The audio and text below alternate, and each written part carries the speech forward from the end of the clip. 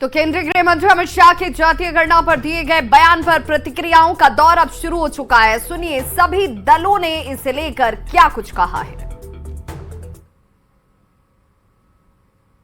अगर जातीय जनगणना है तो पूरे देश में कराएं। भारत में देश में इनकी सरकार है, लेकिन वो करेंगे नहीं। लेकिन जातीय जनगणना पर सवाल खड़े करेंगे।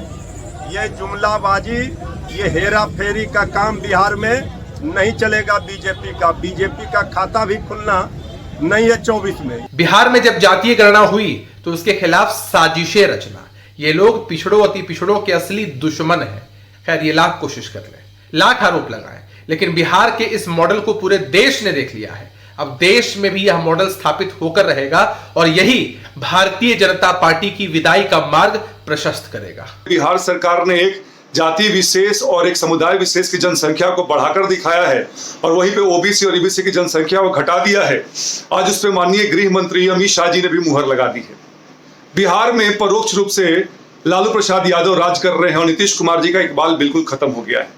नीतीश कुमार जी अब मात्र राजद की कठपुतली बन के रह गए। देखिए, अमित शाह जी का मतलब मशीन गन की स्पीड में झूठ बोलने वाला आदमी। अमित शाह जी ने यह क्यों नहीं बताया कि जनगणना का काम केंद्र सरकार का ही है और उन्हीं के विभाग का है। जब उनकी निकम्मी सरकार जनगणना नहीं करवा पाई तब राज्य सरकार को जातीय सर्वेक्षण कराना पड़ा।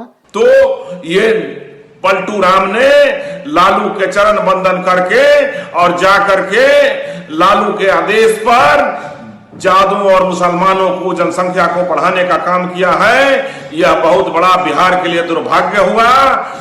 पिछड़ों और अति पिछड़े और दलितों के साथ न्याय होना चाहिए।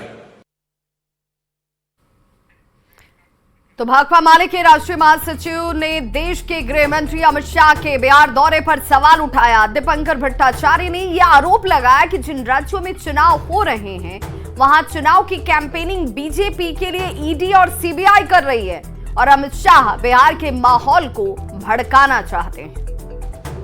देखिए, अमित शाह को तो कायदे से इस समय जिन राज्यों में चुनाव हो रहे हैं उन राज्यों में होना चाहिए था, लेकिन अमित शाह बिहार में आ गए हैं।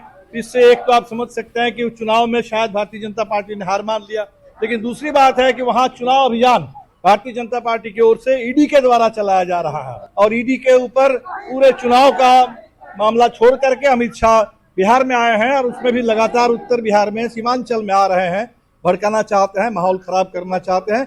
बिहार की जनता बिल्कुल सजग है।